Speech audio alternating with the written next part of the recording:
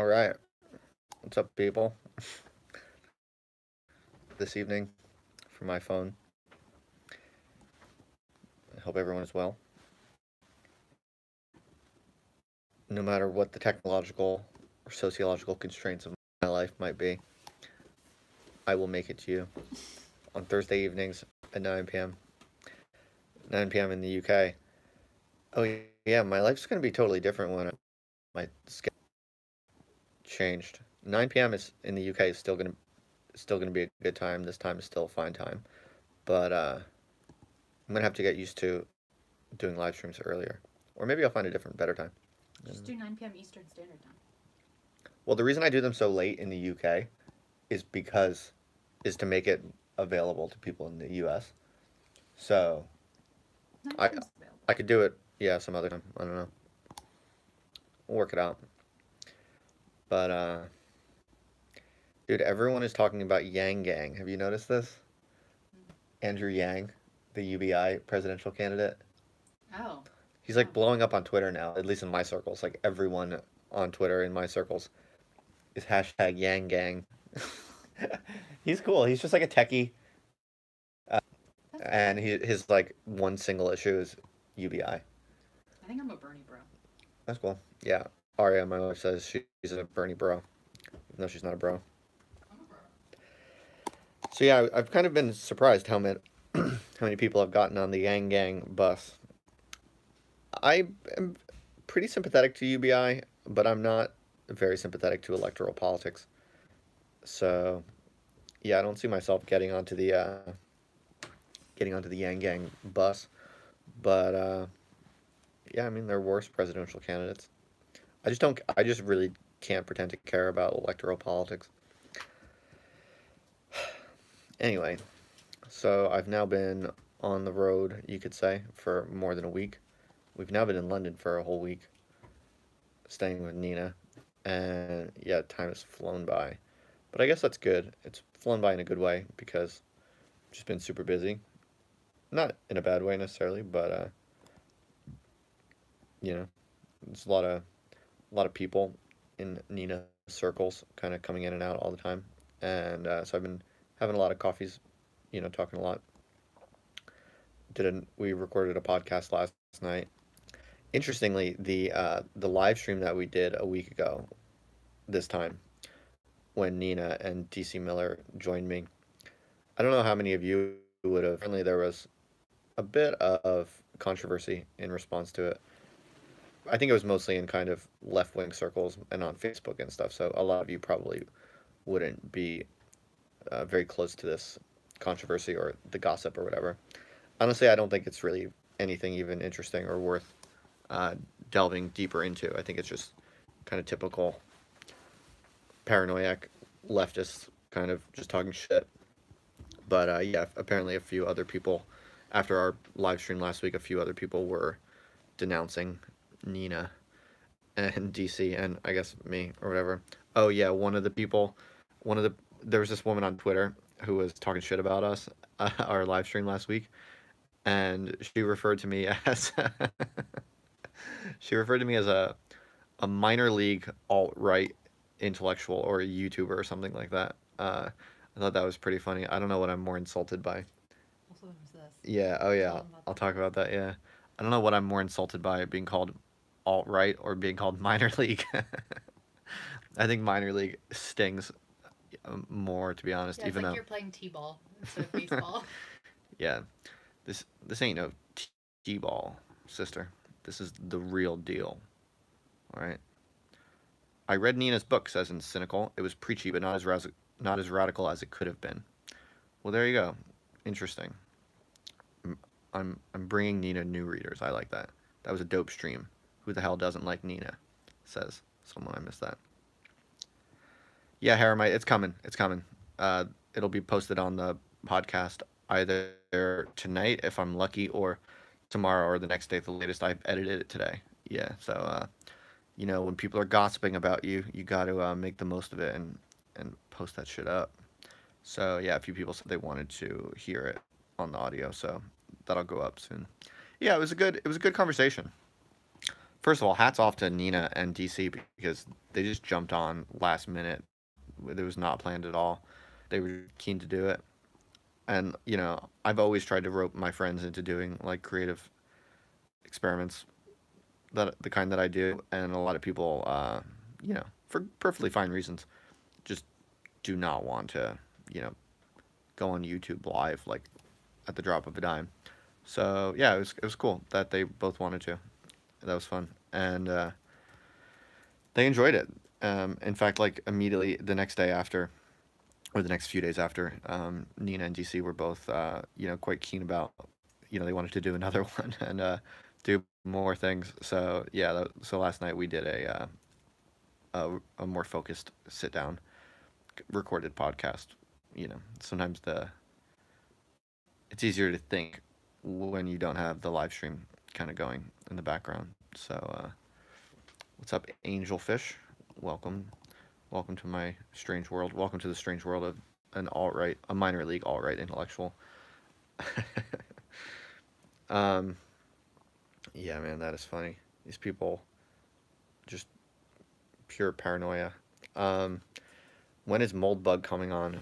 I do not have any commitments from Moldbug to come on the live stream, unfortunately.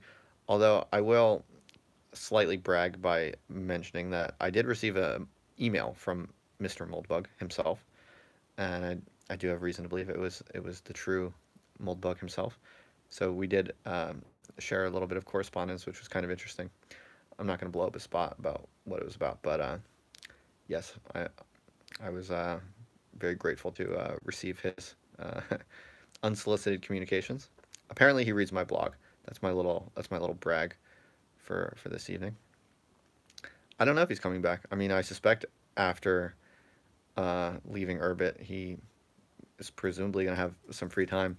So who knows? Maybe we'll see a resurgence of uh, mold bugging and blogging in the next few months. It'd be interesting. But no, I have not asked him to join me on the live stream. Maybe one day I'll ask him. Uh, I have John David Roden coming up on April 1st. He's a philosopher and very interested in kind of, accelerationist themes, even if he wouldn't necessarily call himself that. Uh, so we'll be talking about his ideas about post-humanity, really. And what else? I'm talking with this guy who's very interesting, who I came across recently. I'll tell you in a minute. ADO Rex says, you said that sometimes you don't have to read a whole book to know what you're trying to tell us. Shoot, how do I? Okay.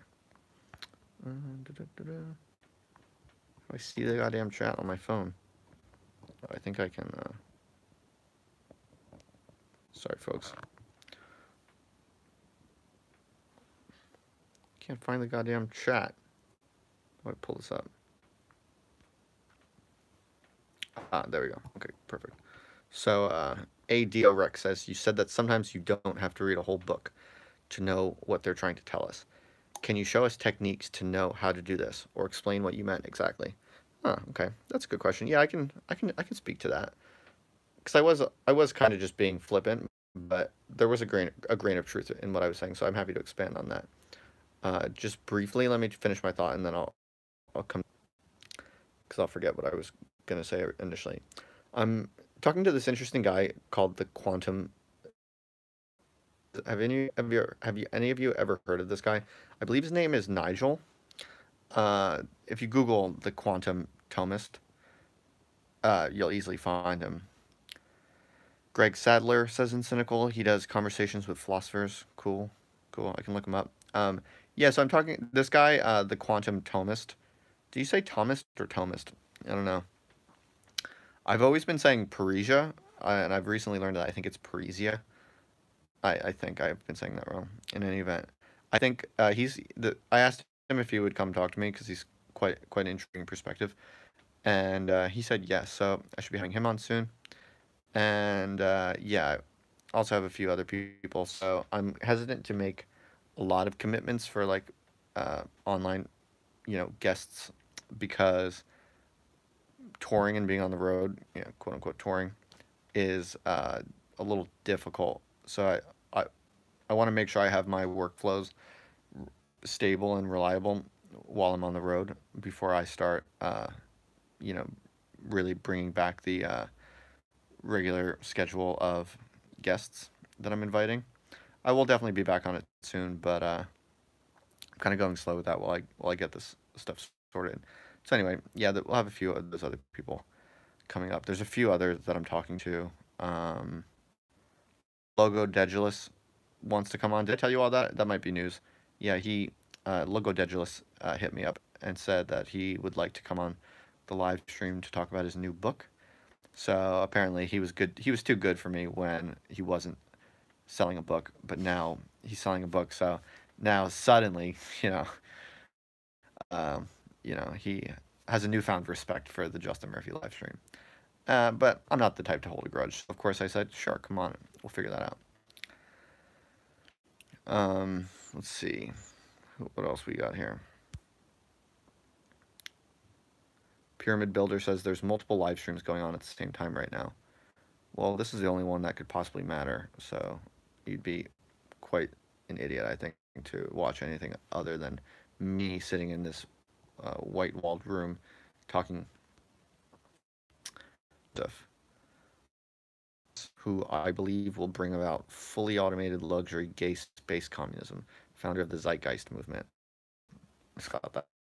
I've seen some stuff on it. I could, if that's a request. What else? All right. So let's go back to the question that someone asked me about how to read books without really reading them.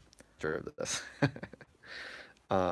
As someone called me out for last time, I I sent out all my books. By the way, if you requested a book from me, all of them have been sent out. So you should have received it by now. And if you haven't, then it should come in the next week or so. So Finargle says, I think Kant and Logo are friends. I'm pretty sure by Kant you mean Kantbot. I don't think that Logo Dedulus ever befriended the short man from Königsberg. But Kantbot and Logo Dedulus are probably acquainted. I suspect that's not too far-fetched. Right, so... Sorry, this is harder on my phone because I'm looking at the chats as they come up, and I have to kind of learn to set them aside while I formulate any type of meaningful thought for more than a few minutes at a time. All right, so for the next few minutes, I'll talk about this question about books. There are a few things that one could say here. One is that the more books you read, the easier it is to read books.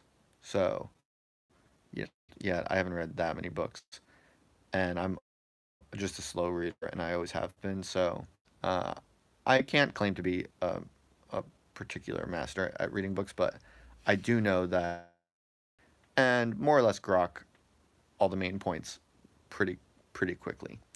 And I mean, a lot of it is common sense. I don't have any real like, hidden secrets. I'm certainly not going to sell you some kind of like trademarked Justin Murphy technique for how to read a book perfectly in really short periods of time or something like that. But I can just kind of tell you off the cuff what I do and what I think works, if that's what the question is. Basically, I mean, a well-written book, especially if it's a popular book, they're made to be really well structured, to be really easily comprehended. So obviously reading Martin Heidegger's Being and Time is a completely different challenge than reading, any good book that comes out today from like a major publisher. Even sophisticated books, like even big, complicated kind of whatever, or like highbrow, erudite nonfiction or whatever the case might be. They're all written in very, very structured ways. So it's really not that hard to go through the table of contents first, and that very briefly gives you a sense of where it's all going. And if you're educated in the domain, then it's even easier to basically kind of begin to slot the book in kind of your mental web. And then, frankly, I mean, for a lot of books, the whole thing is usually contained in the first chapter. So if it's something that you really want to be an expert on, I'm not saying you should just read the first chapter of books and then junk them. Um, but what I am saying is that you probably can get almost like 90%, at least, let's say 75% of the intellectual content of the book. You know, the like what you would get from reading the whole book, you can get about 90% of that, at least 75% of that, just from reading the the preface, the introduction, and then very briefly kind of skimming, you know, let's say like the first couple pages of each chapter after the first one, because most popular books today, even sophisticated ones, the whole thing is basically laid out in a condensed way in the first chapter usually. So yeah, I mean that's one thing I would say. I would say also, you know, you should think about what exactly you're reading a book for, and different books you'll read in different ways for different purposes. So like there are some things you're gonna want to be, you know, really expert on, but you know, I would say even like the majority of the books you read, if you do want to read a lot of books and just become widely educated about stuff, a lot of the books you read, you don't really want or need to read every single word, you know, unless you enjoy doing that, or unless you're a really really fast reader naturally and you just do that. So yeah, I mean you know that's one thing I would say, because you know you have to remember also that in a first reading of a book, you don't really, even if you read every single word very diligently, you're not single word. You just can't, right? You never, no one does. So then it stands to reason that it doesn't really make a lot of sense to read every single word in this kind of puritanical way. I would say, you know, read just as much as you can to grok like, you know, um, 80% of what you would have grokked from reading the whole thing. I think that's a good trade-off for certain types of books. Sorry, I keep covering the, trying to, oh shit, trying to bring up the chat.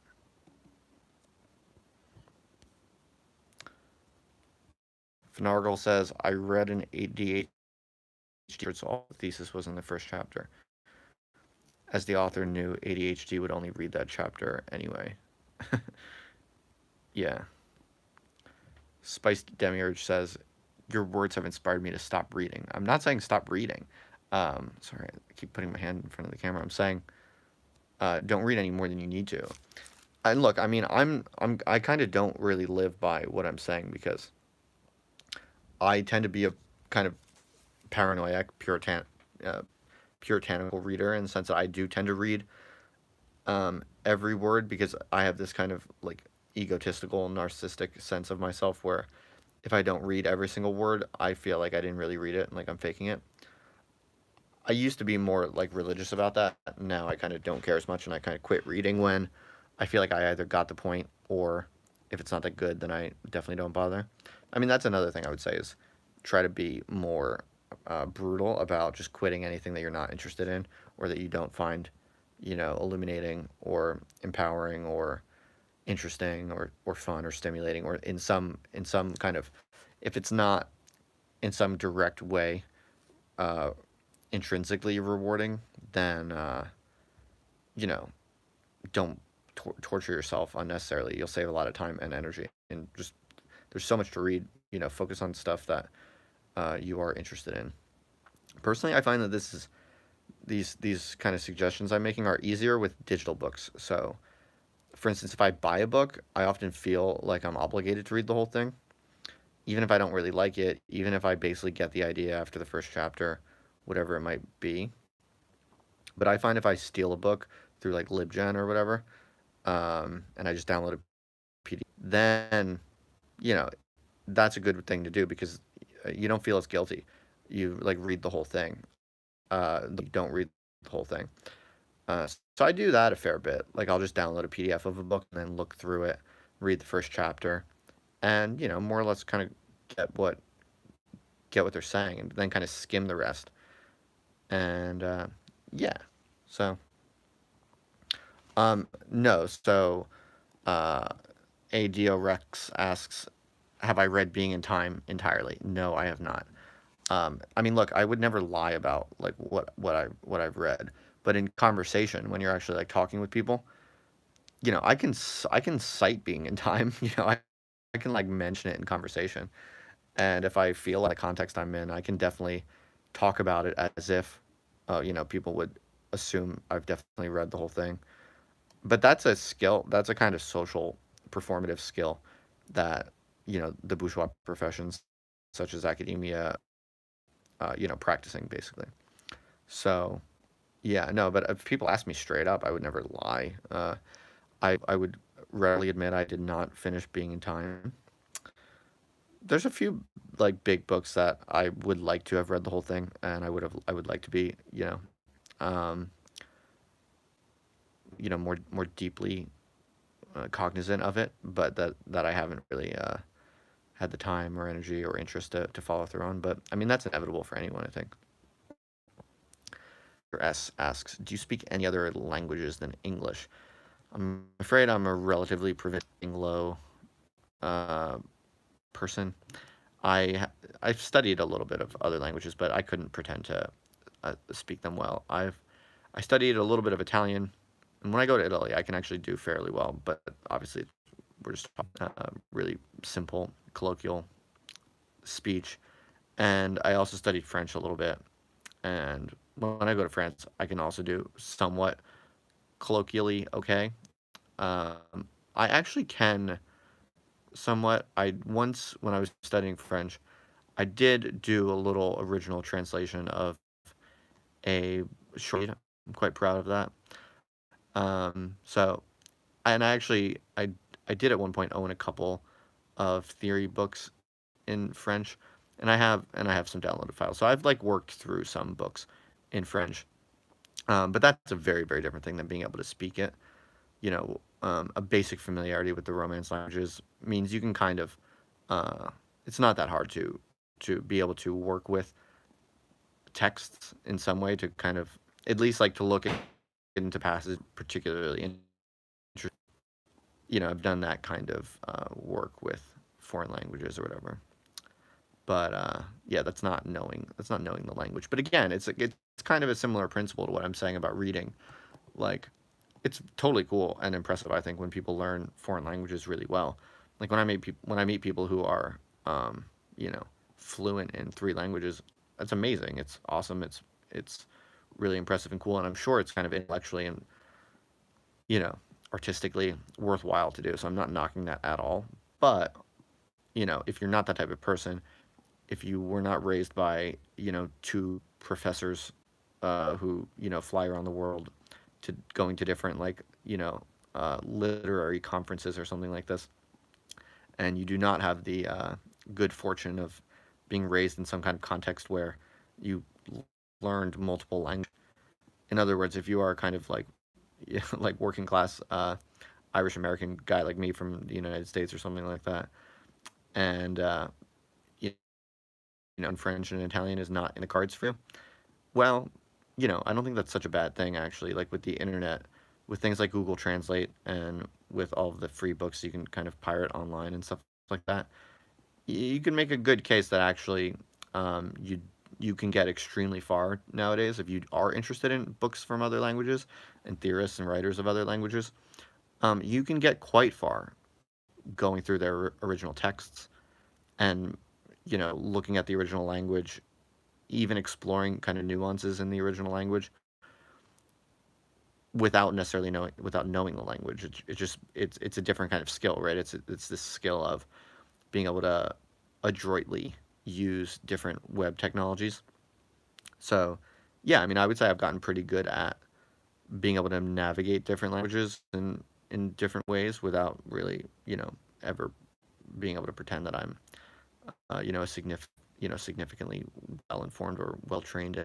And so yeah, in many, I think this is a kind of more general principle. Like nowadays, there are so many ways people who are clever and flexible and kind of digitally well equipped to do things in a kind of piecemeal, roundabout way that traditionalists, someone with a PhD in comparative literature would scoff at, but that is pretty damn effective for the different types of things that you might want to do. And so in weird ways, if you're like disciplined and creative and clever and you know how to use web tools well, um, you can probably do all kinds of foreign language related activities and analysis in ways that are actually pretty damn close to what someone with 10 years of practice speaking a foreign language might have, and who has like a whole bunch of privileges and kind of head start ahead of you. So yeah, I like this kind of it's a kind of I like this philosophy of what you might call like digital bricolage or something like this. uh, that's kind of how I see the task of reading, as well as these other types of challenges like language learning. I think off to the old-fashioned kind of privileged, prestigious ways of doing these things is decreasing, and kind of weird, creative ways you can kind of bootstrap the same types of facilities using creative uses of digital tools. I think that's like a more promising way. Yeah, in some respects anyway.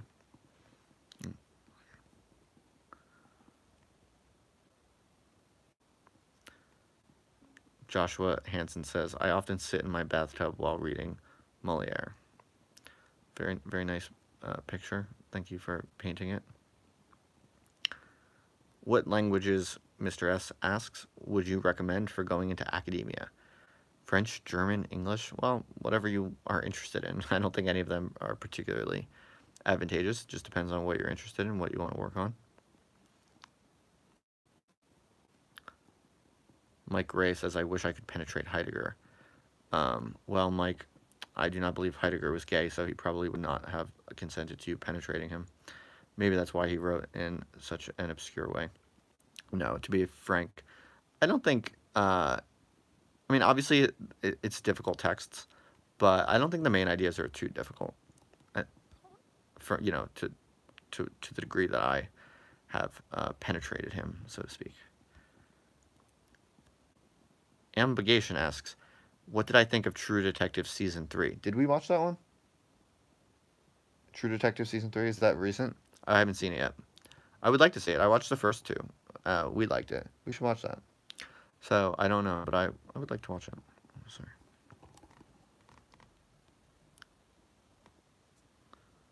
Alright, what else we got?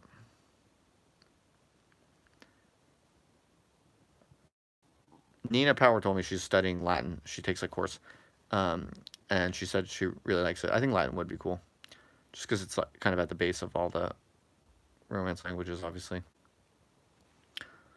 Haramite says Rust Cole becoming an optimist was traitorous.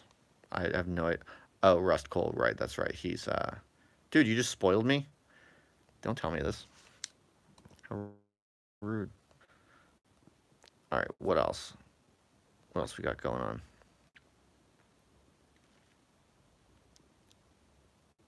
Schopenhauer suggests that you never look anything up until after you've spent a serious amount of time trying to remember it for yourself. Yeah, well, there's a good case to be made for that, because there's this difference between recognition memory and recall memory. And recognition memory is the ability to recognize something, pretty self-explanatory, that you've seen or heard in the past. But that's a bit easier. It's not that hard to recognize something you've seen before. What's harder is recall memory, which means the ability to voluntarily recall it. And I do believe that the current kind of best research on this does suggest that these are basically, thought, you should think of them as muscles. In other words, you have to kind of practice them and exercise them. So, yeah, I think I think it is true, based on what we know about these things, that if you're constantly searching for things and calling them up digitally instead of recalling them mentally, you could very well be atrophying your recall capacities. I think that is true. So I think Schopenhauer, uh, was quite prescient.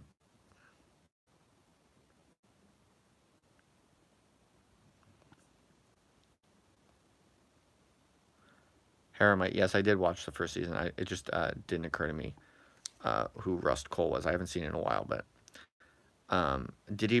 I don't remember him becoming an optimist, but I never remember anything about TV shows. So be it as it may.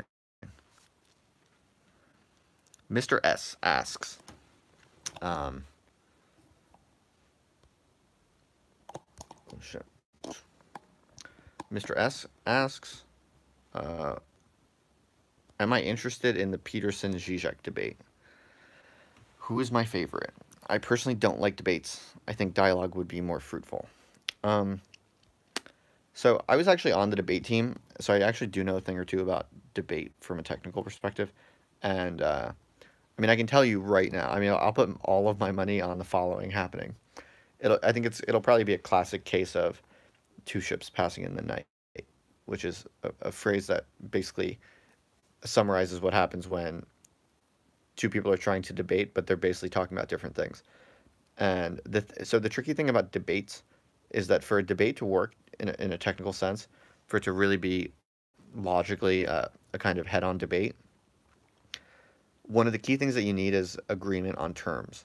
And if you don't have an agreement on basic terms, then you can kind of never really get the thing off in a way that it actually becomes a debate. What it's going to be is what you usually get whenever you have two independent thinkers, quote unquote, debating.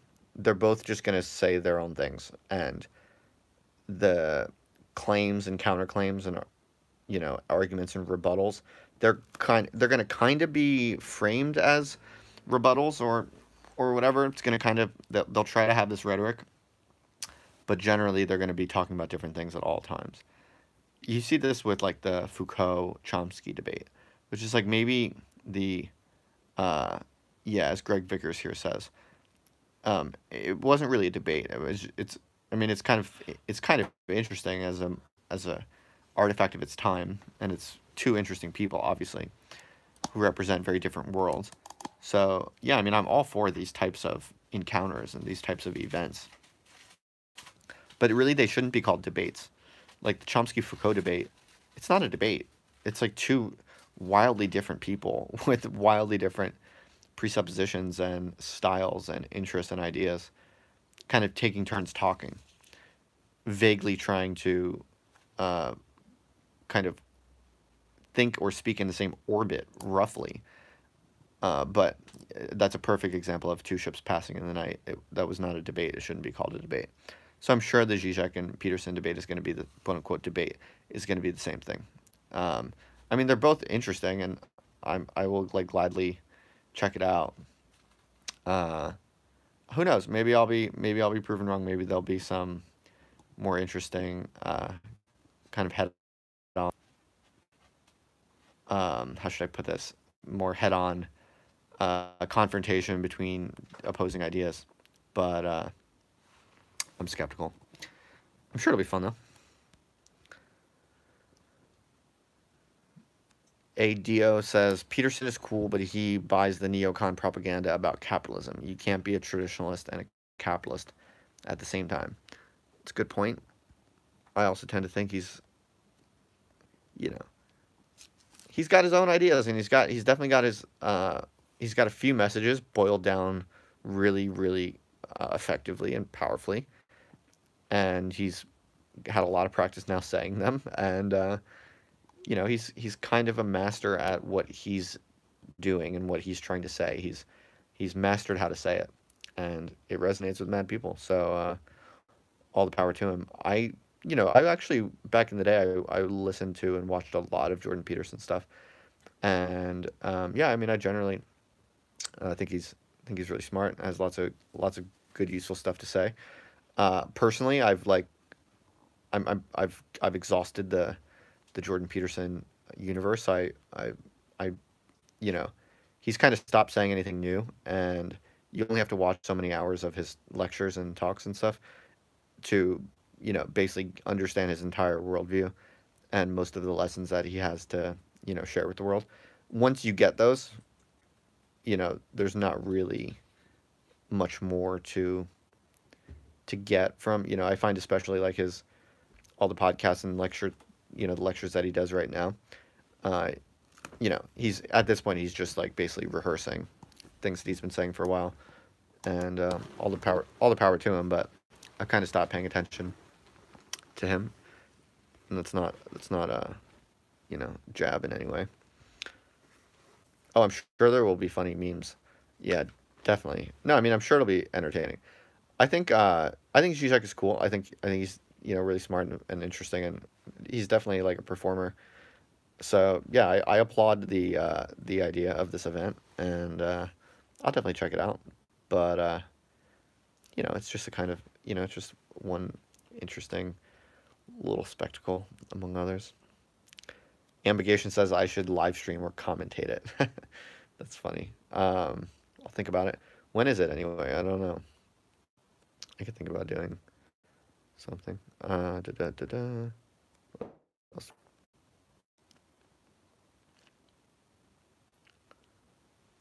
JBP wants so much money for people to debate him.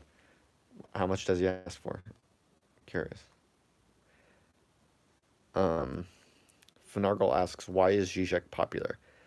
Is it just because he's a commie? Well, no, definitely not, because there are lots of commies who are not popular. He's popular because, well, one, I mean, look, I think the recipe for being popular is not too hard to fathom. He's original, definitely.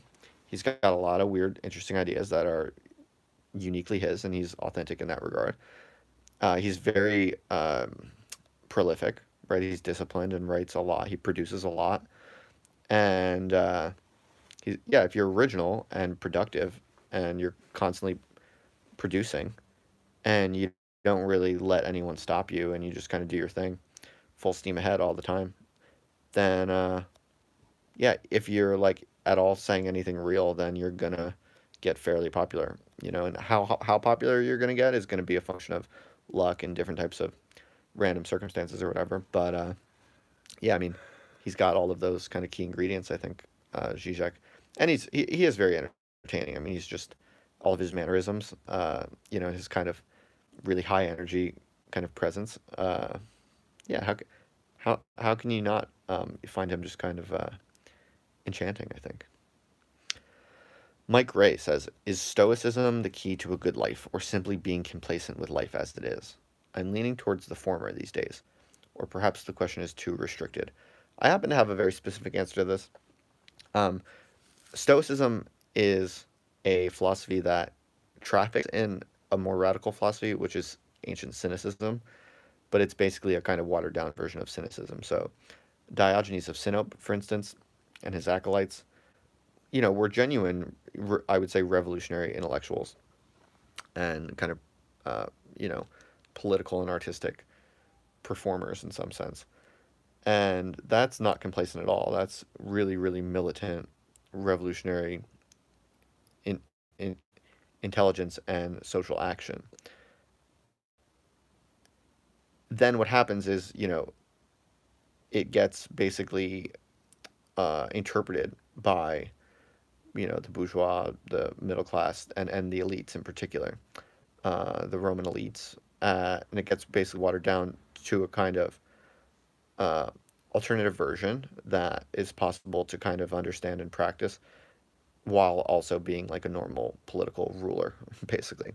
So, the elites knew that the ancient cynicism of Diogenes and his acolytes, they knew that it was legit, that these people, these crazy ass people, were definitely they had their finger on something really true and real, and they learned from it, and they probably understood that it had really revolutionary implications if people were to, if that kind of attitude and lifestyle were to popularize, it would be destabilizing, probably. In some sense, the Christ cult does take that in a certain direction, and it does become explosively kind of revolutionary in a political way. And yeah, so what happens with Stoicism is it is just a watered down version of radical ancient cynicism, where all the kind of the militant edge is taken off, but the basic true insights are kind of maintained and protected, to allow like the ruling class to rule in a kind of more you know stable and powerful state of mind. Yeah, and it also explains why Stoicism is so popular today. Like people like Tim Ferriss are major peddlers of Stoicism, but you don't see many people peddling Diogenes. I mean, I guess I am peddling Diogenes, but I'm not really selling it. Um, I'm just like talking about it and trying to push this as an alternative because uh, yeah, it's going to be much less appealing to many people, but it is, I think, much closer to the truth. And yeah, so I would say ancient cynicism is the less complacent and more radically authentic and true and effective insight. I mean, look, Stoicism is, there are worse philosophies, no doubt, but yeah, I think it's a little bit of a sellout philosophy, and it's useful for people like Tim Ferriss and business people and Silicon Valley types.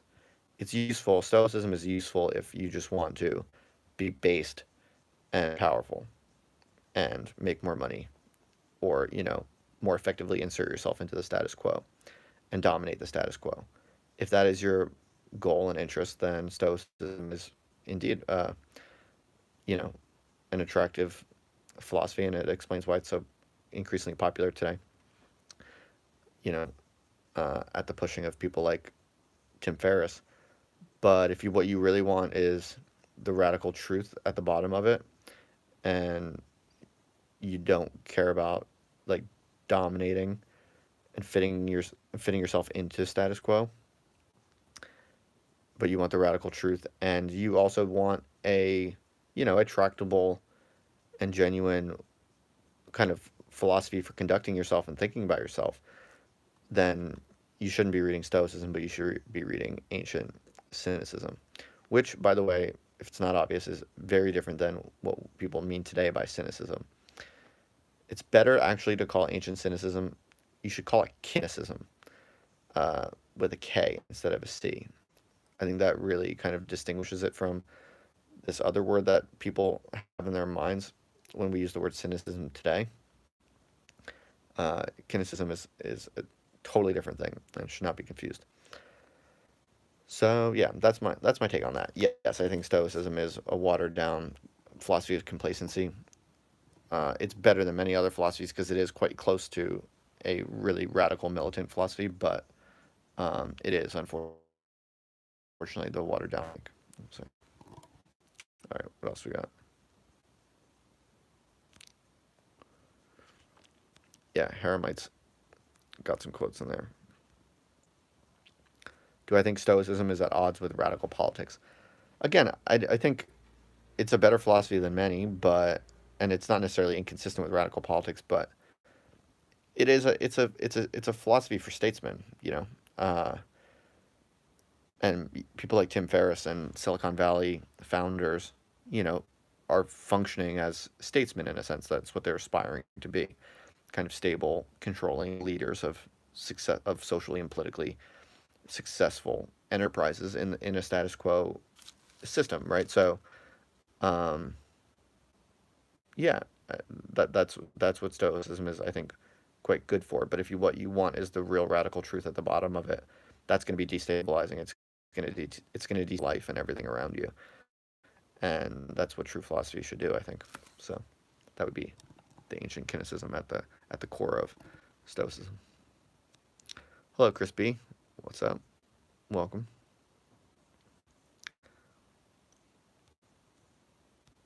What else do we got?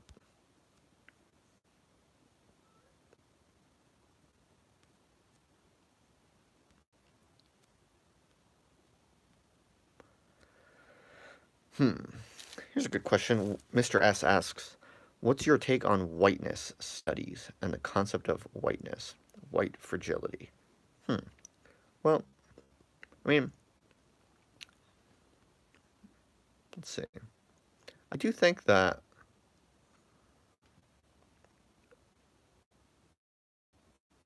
I do think that however you come down on the question of race in terms of like what is race, you can have interesting debates about what is race exactly. Um, it seems to me hard to deny that there are um, significant differences in how people experience the world depending on how their race is perceived. So I don't think the idea of whiteness studies or some amount of academic scholarly attention focused on you know criticizing white culture is out of place. Like I don't think that's unreasonable. It kind of makes sense to me that there would be a lot about kind of the dominant racial culture that's uh, fucked up or wrong or whatever. I don't think that's at all outrageous or difficult to believe. So yeah, I mean I do think yeah. So basically, I would say this isn't really like a sexy or provocative answer. I would just say that some amount of kind of specialized scholarly attention looking into the kind of politics and culture of like particular racialized cultures. Um, in other words, like the quote unquote studies departments, gender studies, black studies, whatever. This kind of tendency to separate out these kind of domains of scholarly attention seems like that basic idea I don't think is unreasonable. Uh, Obviously, I think we're all aware of how these different disciplines get, they tend to develop weird ideologies and weird kinds of investments that can't really be justified. I think that's kind of a true across the board of academia. I mean, that's like a much deeper problem. It just comes through a little bit more ridiculously in these like particular kind of humanities departments. That's what I would say. I don't think the problem is unique to them. So, in some sense, I think the basic idea gets a bad rap in some sense. You know,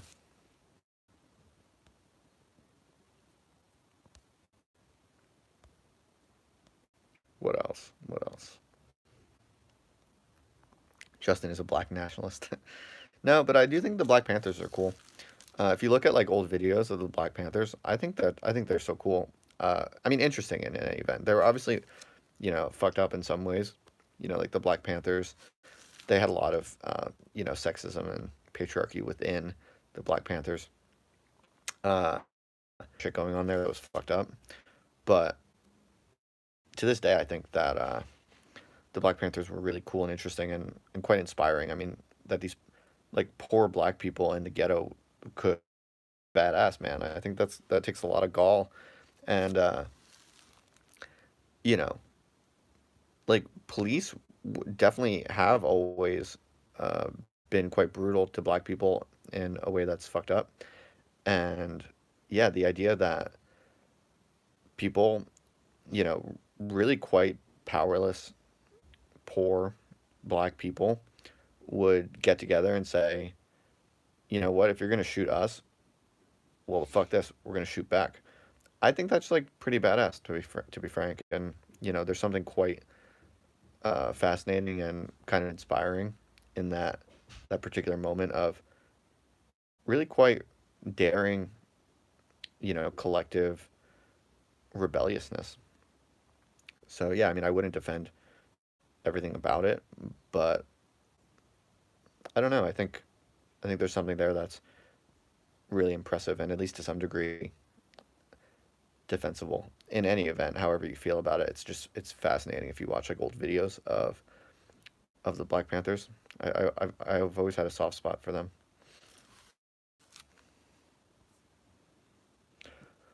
Mike asks, what are your thoughts on Evola's position that capitalism and communism are more similar than its proponents say, only focused on the economic liberty democracy? Well, I'm afraid to say I have not ever read any Evola. So, you know, there goes my claim to be an alt-right intellectual, a minor league alt-right intellectual. I'm, I can't, and I plan to. What about high IQ nationalism? What is that? Are people proposing that like all the high IQ people should like make their own nation? I'm skeptical. I don't think I'd be very interested in it personally, but you know, I affirm the right of people to self-organize as they please. So, I'm not necessarily against the high IQ people getting together, but it all depends how you know. It'd be interesting to see that. Like, how would they draw their lines? You know, what would count as high IQ, and then if you had this, would they then have, you know, perennial kind of internal bickering about where to draw the line? Like the 150 IQs would, you know, start shitting on the 145 IQs. I don't know. I'd be curious to watch how that plays out. I actually don't think, you know, I actually do think you need a lot of diversity even in intelligence. That's my intuition. I don't really have much of a way to back that up. Hello, come on in. Hiya, you okay? Yeah, how are you? Oh, hey. I'm doing my live stream right now on my phone. Oh, you're on? Yeah, it doesn't matter. Oh, hi. Hi. Sorry. No, it's okay. What are you up to? Yeah, I'm gonna go to bed because I gotta go to Brussels super early tomorrow. Oh, you do? Okay. Oh, you're in right. Brussels. Yeah, I'm doing 2 talks tomorrow, like in Ghent Okay. and Brussels, and then but I'll be back late on Saturday night. So Right, you'll be back Saturday night. Right. is it Friday tomorrow? Yeah, Yes. who even knows where I am? What Yeah. I'm doing? Okay, yeah. It's like this. You're very busy. Yeah. Yeah. Bye. See you later. See you.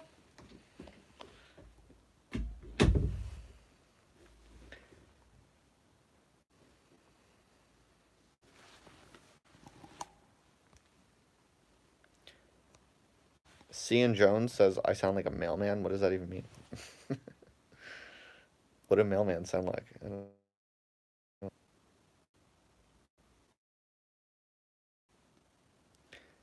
Daily reminder to read Sterner. Yeah, see, I just haven't gotten around to it yet.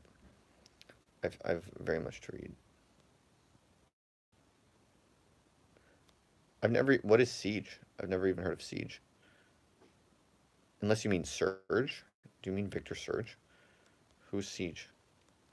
Have I read Joseph de Maistre? No, I'm familiar with him, but I have not read much, no.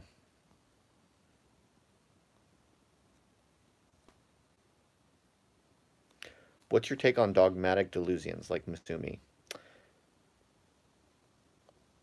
I read one book by Masumi on Deleuze and the Virtual, but I don't remember too much about it. It didn't make much of an impression on me. I don't know what exactly you mean by dogmatic delusion. I would like to learn more about what this idea of dogmatic delusions, you know, who is that? What does that mean? I'd be curious to learn more about that.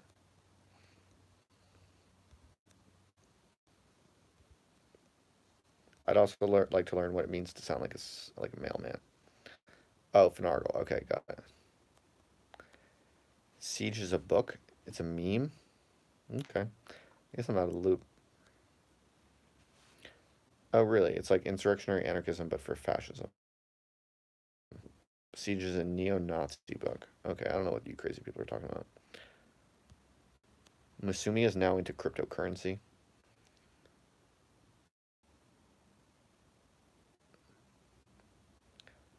Siege readers have talked about killing government employees. Basically, the most harmless government workers. That's why the joke is funny for that. TLDR. I got it. Siege is a book by the NS revolutionary James Mason, putting forward decentralized terrorism to establish a white ethno-state. Oh, shit. Wow. Thank you for educating me about that. Mailmen are always shooting up their workplace. I don't think so. Interesting. How would I learn about the most current currents of internet edgelordism if it was not for you all? Thank you for keeping me fresh on the dubious memes of the day. I love how this is just 8chan trolling. No, this is you all teaching me. I'm becoming old. I'm becoming slow. I'm I'm no longer able to keep up with the are keeping me up to date. I appreciate that. Could you recommend one? Edwin Smith, welcome. You're asking, have you talked about Yang? Yes, in fact, we started off the podcast or the live stream tonight with a little bit of a discussion of Andrew Yang. I've noticed that he's blowing up in my Twitter sphere. Apparently, everyone I follow now loves Andrew Yang. Nishiki Prestige, in particular, I think has been responsible for this. He's been boosting Yang. I'm open to the idea of UBI. I think it's probably on net. It would probably be a good idea, but I'm not exactly on the Yang bus. I'm open though. Nishiki Prestige has opened my mind to it.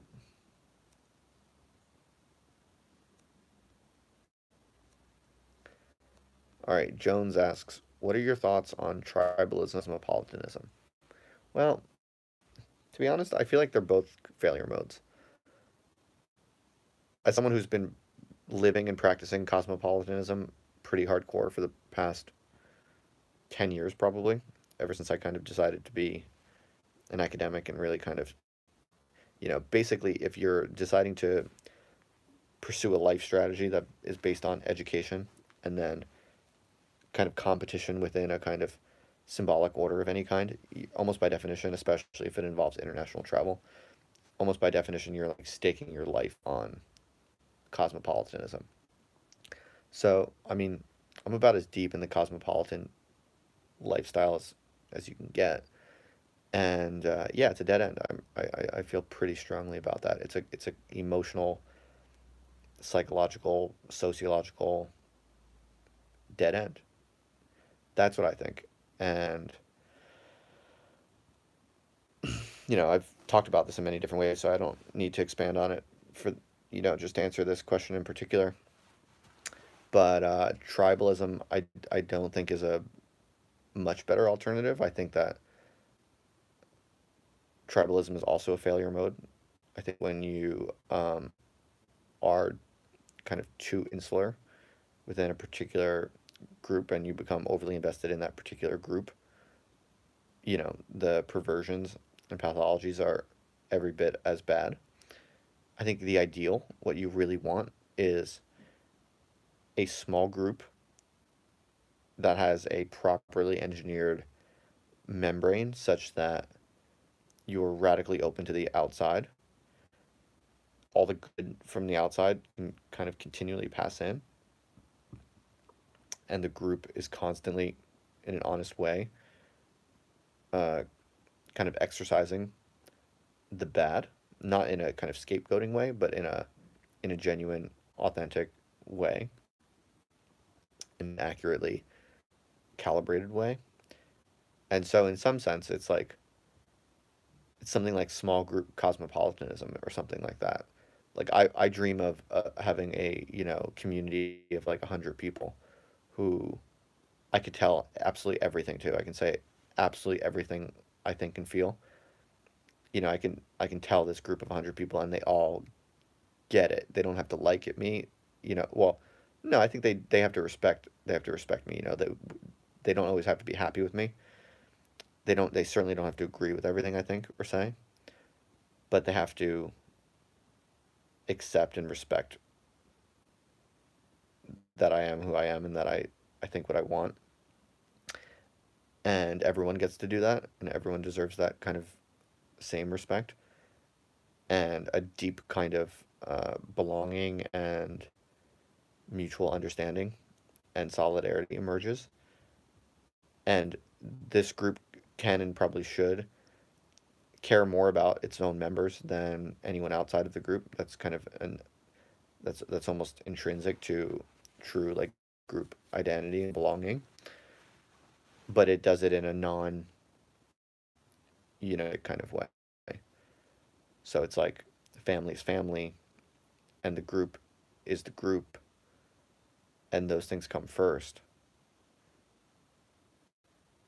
And you have each other's back no matter what. but you don't, have any kind of overinflated sense of each other's true natures. It's accurately rose tinted, and you're, you know perfectly open to all the good that exists outside of the group. You're open to the group's shortcomings and strengths and weaknesses in a radically honest and calibrated way, such that you can engage freely and in a healthy on the outside, and absorb all the good from the outside, and have, honorable kind of relations with the outside that are nonviolent and productive. Something like that, but you still maintain the kind of the fact or the reality that the small group, the community is the life world, that is kind of primary. And in some sense, it's, in some sense, if you have, in some sense, you should only really care about the people that you have deep bonds with. On some level, I think that's good and fine. The question is, can you do that without becoming blinded or chauvinistic? And I think you can. I think that's kind of taking the good parts of cosmopolitanism, the open-mindedness, the exchange with the outside, and merged into the help into the healthy um, belonging. What's up, Jacob? I saw Jacob is here. He asked, "Where am I?" Jacob, I am in the spare bedroom of Nina Power, who is a um, feminist and academic theorist and philosopher in the UK, who basically was kind of disowned by the radical left a year or so ago, and has kind of had her own experiences. And she very kindly emailed me to invite me and Ari to stay with her as we kind of transition out of the UK. So I'm staying with her for 2 weeks. I've been here for 1 week already, and I now have one more week while Ari and I are living out of Nina Power's flat. So yeah, she's awesome. I mean, she's just super cool. I'm really glad I got to not just meet her, but spend a lot of quality time with her.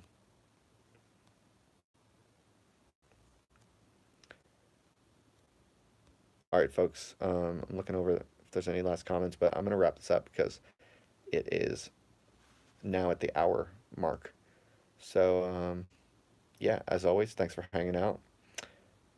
Please, if you haven't done so already, if you want to join the Discord server, just shoot me a message. I can bring you in. We have some pretty good conversations and discussions in there. So if you're looking for people to talk about these types of themes with or whatever, all you have to do is hit me up on some private channel and ask for an invite, and I'll hook you up. Hidalgo says Mr. Yang Bucks will be going towards the J Murph patchwork compound. Yeah, I mean, if UBI passed, then we all had like $1,000 a month. It would be really good for patchwork, I think. I think you'd see a lot more experimentation, and maybe a bunch of us could use our $1,000 a month to, yeah, buy some kind of compound and have some kind of massive standoff with the United States government, like at Waco or something like that. And it would all be because of Andrew Yang. So maybe I can run that by him, ask him if he would support that kind of thing.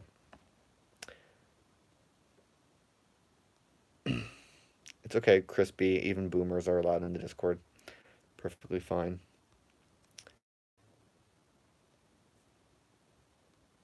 Also, by the way, you should all give me all of your money. If you have a life savings and you're looking for a very talented content creator to give that life savings to, I think I'm a very good candidate. If you give me your entire life savings right now, I will make sure that you are invited to the compound that we build in Waco, Texas, $1,000 a month. Okay, so yeah, I mean, you're probably going to be getting $1,000 a month soon, guaranteed. So really, there's no reason why you all shouldn't give me like, $900 a month right now, starting right now, because you're going to get it back probably very soon when Andrew Yang wins. So yeah, please think about becoming a be very happy to have you on board. I mean, in some sense, UBI is like a Patreon killer. It's like the massive. It's like a nationalized Patreon basically. All right, folks. I'm running out of steam. Thank you so much for hanging out with me, as always. No, Cian, I am not Bronze Age pervert. I cannot claim that mantle. I cannot claim that throne. First name, last name asks, is Justin a left accelerationist? I think you could say that. I think if you had to classify me, obviously any genuine thinker who's just trying to figure things out, honestly, uh, any genuine thinker kind of rebels against labels, I think naturally. You just have no need for labels. If you're trying to figure things out, then you just think and you write and you speak honestly what you find as you go. But, you know, people will inevitably want some kind of label, and I think if you really wanted to label me, I think left accelerationist is probably one of the more reasonable ways you could kind of classify me, working within the tradition of the revolutionary left wing intellectual. And yeah, I'm certainly an accelerationist. So a lot of the stuff I've written, especially the longer essays I've written kind of about technology and prospects for communism over the past year or so, I've seen them as basically in the left accelerationist tradition, or I saw myself as, that's one of the things I've really been trying to kind of think through.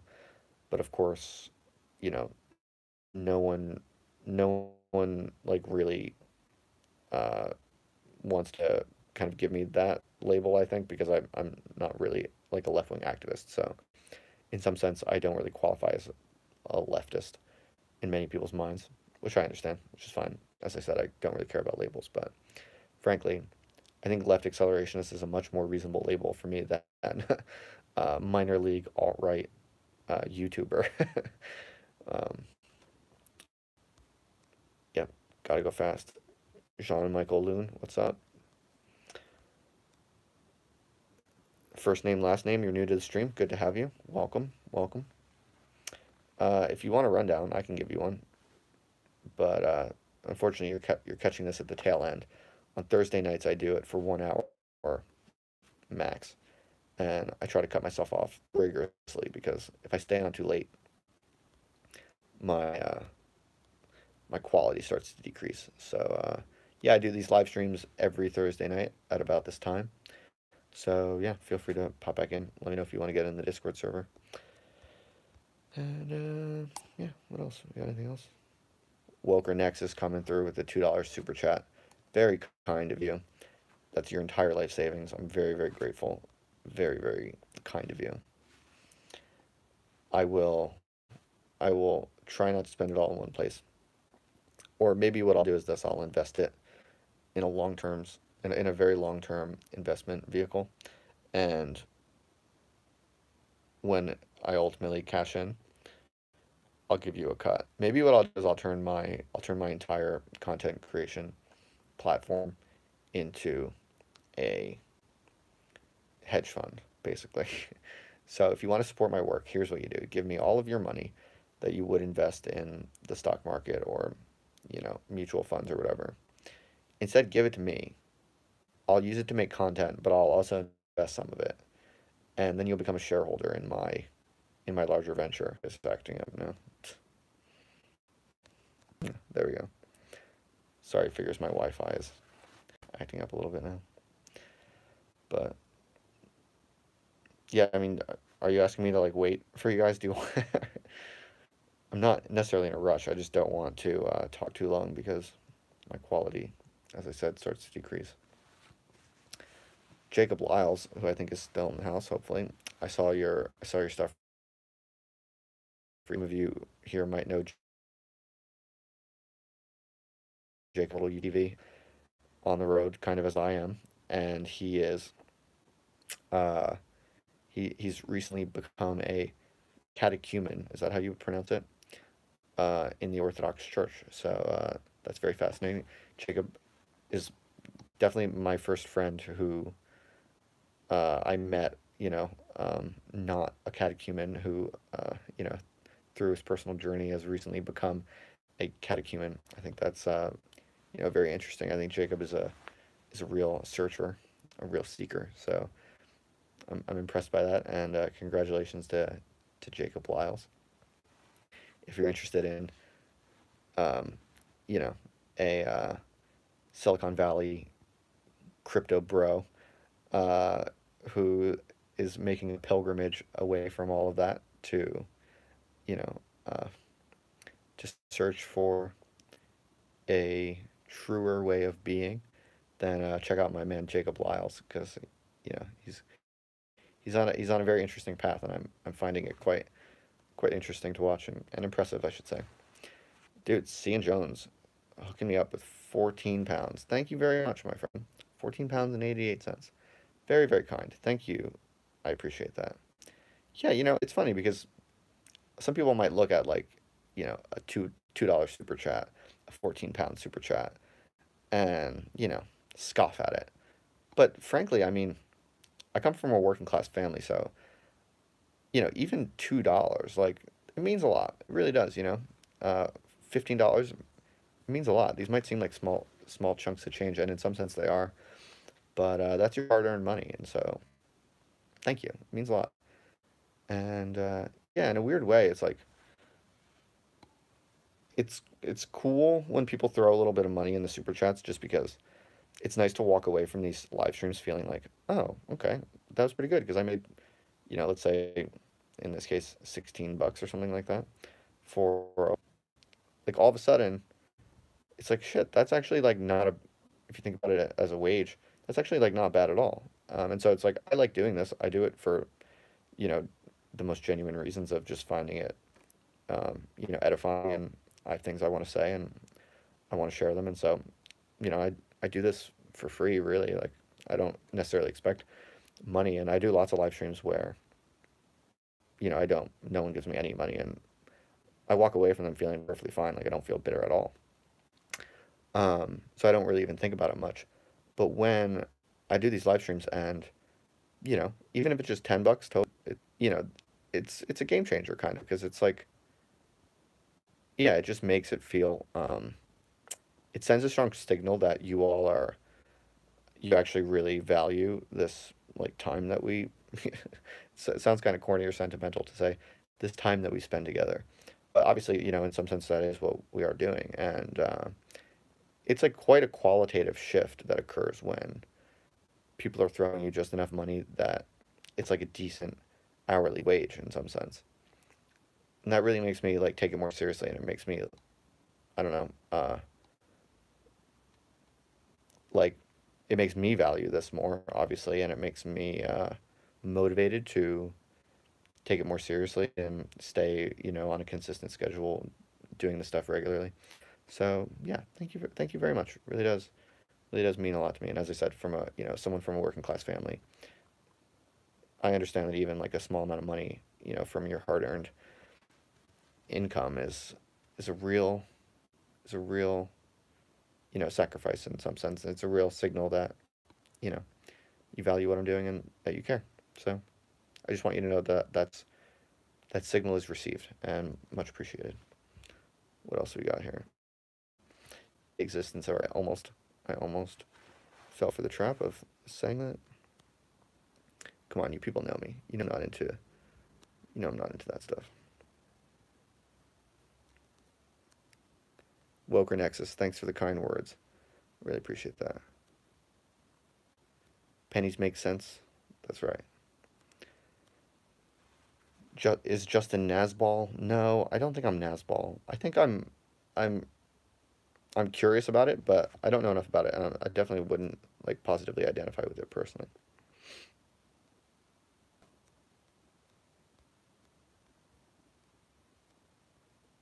I'm just going through the last chats. Oswald asks, Justin, did you check out the Tradcat conspiracist Michael Jones?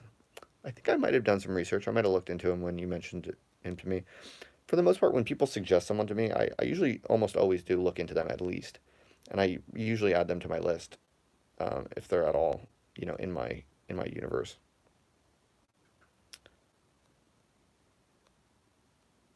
Jean-Michael Loon asked if there's a notification for this stream. If you're subscribed to my channel and you have signed up for notifications, I think you have to click the bell. I think you have to sign up for notifications. So if you didn't receive one, then you might not be signed up. You should go ahead and do that. Yeah, obviously, if you haven't done so already, if you're listening, please do go ahead and subscribe. I'm not good at reminding people to do that. I still don't do all of the kind of like typical things that YouTubers do, like, you know, ritually telling you to like and subscribe. I know, I, I guess I should do that stuff, but I don't. Finargle says, seriously, what do the lefties think about Justin Murphy viewers? They are way further to the right than his content would suggest. No, I think that's just YouTube. Like YouTube, the people on YouTube who watch live streams are further to the right than like, you know, the average Twitter person or something like that. But you know, I think there is a right-wing contingent that watches my stuff. But I've met some of these people in real life, and what you often find when you dig under the surface is that they're not really that far right-wing. For sociological reasons, they kind of see themselves as right-wing, but in fact, they have a lot of beliefs that are, you know, kind of left-leaning. And so I think what I do, since I kind of just say whatever I want and it kind of like crosses different boundaries, um, I think I'm kind of having the function of some right-wing people through me kind of like find a way to think about some of their left wing ideas and beliefs in a way that isn't like social justice warrior. And so I think that's kind of one of the things that's happening with my kind of universe.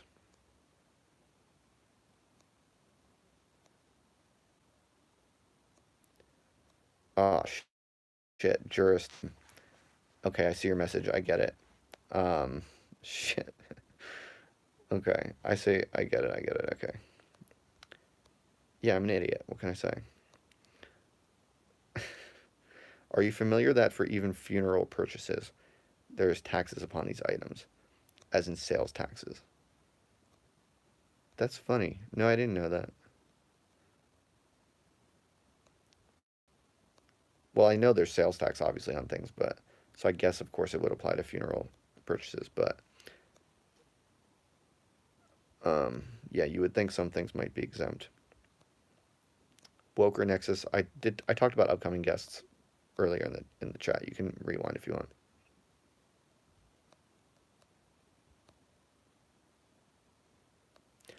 Riley Burton is a transgender communist, but just sees the right-wing fans on here as more of an edgy nuisance.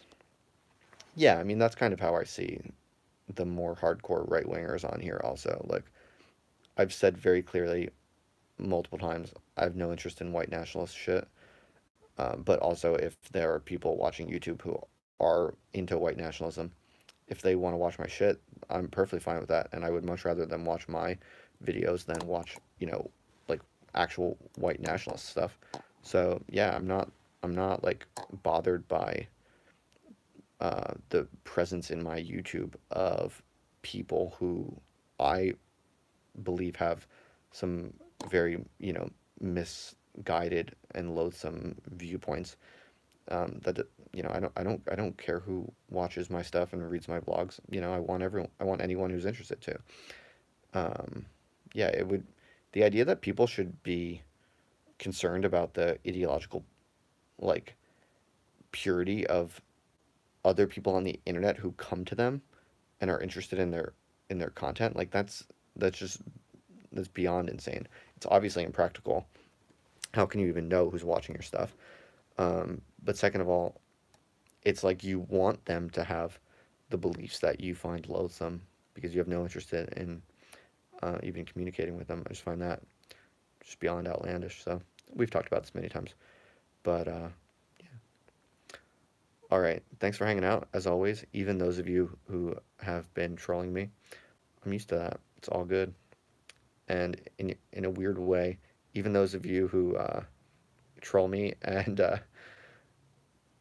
who you know make a little bit of a mockery of my somewhat middle-aged incapacity to keep up on internet symbolism. Um, yeah, I don't mind you. I don't mind you trolling. And in some sense, I'm great. One of the things that I'm grateful for YouTube about and kind of this like live stream culture is one of the things I'm grateful about is you all keep me fresh on like weird, edgy internet stuff. Even if I don't, like it or agree with it or whatever, um, you kind of give me this like constant updated stream of yeah, the edgy stuff that's going on the internet. So in some sense, you kind of supply to me a certain amount of education about what's going on the internet, and that's interesting. So I appreciate that. Yeah, like all the stuff you guys were talking about, like Siege and Mailman. It's like, what the fuck is? I don't even know what this is, but I'm like listening to it. And I'm reading it. I'm actually trying to like respond to things, but I'm very aware that I'm becoming like a completely out of touch middle aged man, uh, who's like just trying to like respond to the lingo in like a ridiculously naive way. But I'm not too thick. I can at least retrospectively get what's going on. Bastiat says, Justin, your hair is looking great. Thank you very much. Considering that 9 out of 10 comments about my hair make fun of my hairline, I'm grateful for that. Oh, SNJN says, I realized crime think got me to you. I was raised in the day of such. Any ideas on how to resurrect the general interest among the youth on radical idealism, or is it just lost to the generation? That is an excellent idea. Please ask me that again next week or some other time, and I will definitely give you some thoughts on that. I'm too tired now, and I've already exceeded my 1 hour limit by 20 minutes. You see, I just can't keep myself from talking. So I need to cut myself off. But definitely feel free to ask that question next time. Riley says that I should talk with the green anarchist Aragorn. Okay, I'll look him up.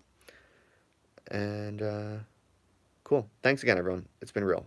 Make sure you subscribe if you haven't done so already. And yeah, I'll see you at the very least. I'll see you next time. Oh, but before you leave, tomorrow night I'm going to be live streaming with DC Miller. So I forgot to plug that.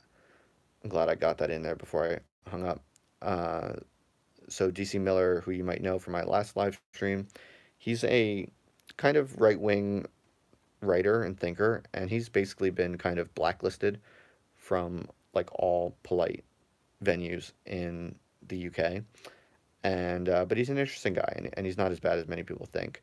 He actually has written for a lot of left-wing publications. I only learned this yesterday. For instance, like he's published in the New Left Review, for instance, and a few other like lefty art magazines and stuff like that. He's actually written a lot over many years, and so he's a very smart guy, very thoughtful, articulate guy, and very well read and good writer. But he hasn't really hit his views, and he's a right-wing guy, and he's into people like Julius Evola, and he's a bit of a surrealist. And, so he hasn't beat around the bush, and he's basically been blacklisted. He can't publish anything anywhere. And, yeah, so he's smart, and he's a pretty courageous guy, I think. He says what he thinks, and he takes his licks. And I always admire about people, even if I don't agree with them on everything. So, we're going to do DC Miller is going to be on the live stream tomorrow night at around this time. It'll be just he and I. So, yeah, that should be good. So, yeah, make sure you subscribe, click the bell to get notifications, and yeah, come back and join me tomorrow night at around this time, like 1 hour before right now, tomorrow. All right. So, yeah, thanks again, everyone. Take care, and I will see you soon.